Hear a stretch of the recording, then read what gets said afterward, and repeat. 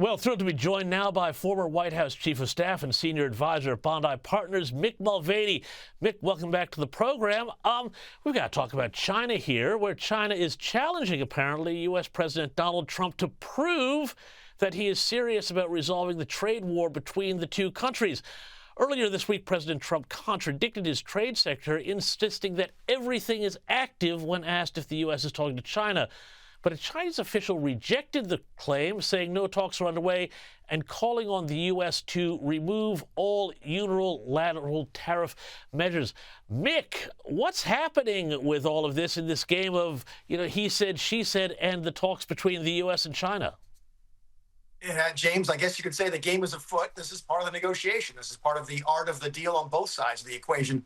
My guess is there's some low-level conversations between representatives of both the American and the Chinese government. That way, Trump can say there are conversations, and the Chinese can come out and say, yeah, but they're not really that important, or there's not real conversations going on. So my guess is there's probably a kernel of truth in both of them. But again, at the end of the day, what difference does it make? Trump needs a deal someplace, maybe not with China. I think China's going to be very difficult to get, but he needs a deal with Korea, Japan, something like that, simply because markets have stopped listening to what folks are saying and are looking for action. And Donald Trump, give him credit, he is a man of action. And my guess is you'll be hearing very shortly about some deals here in the coming days.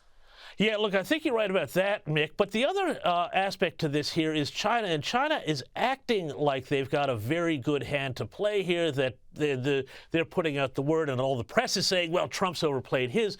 But China is going to be very short on friends very soon, because they can't go this alone any more than the United States. And I'm not sure who, including the EU, can be a proper partner for them in muscling up to Trump. I think China may wind up being boxed out in the long run. What do you reckon?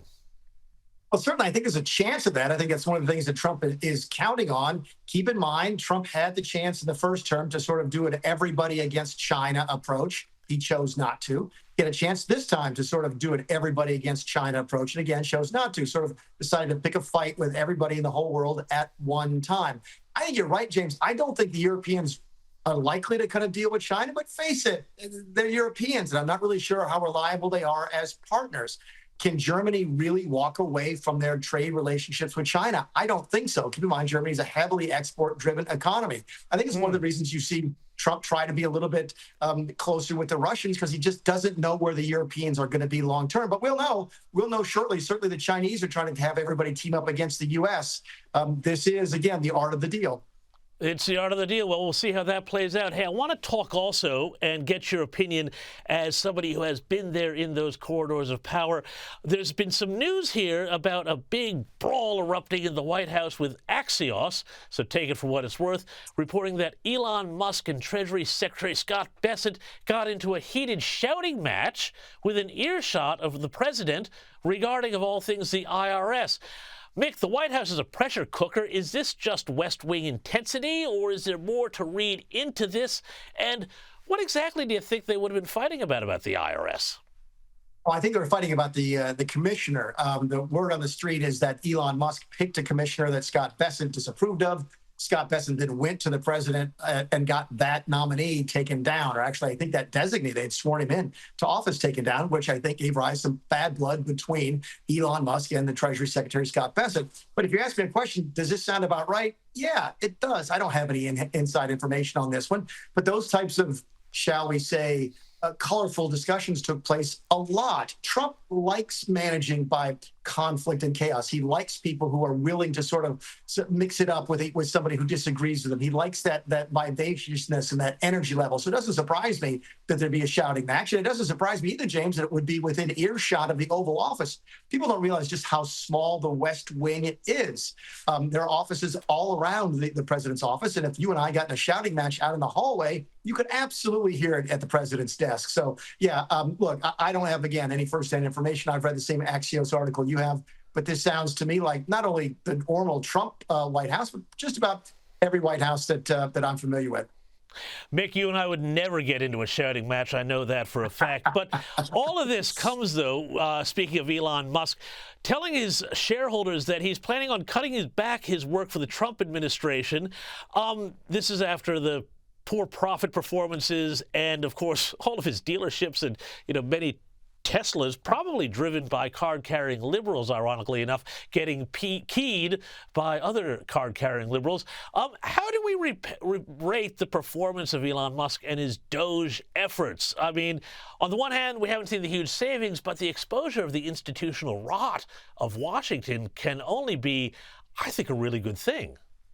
It is, and that's the beauty of it. And it's politically solid gold material for Republicans who've been talking about efficiencies and waste in government for a long time, fraud in government for a long time.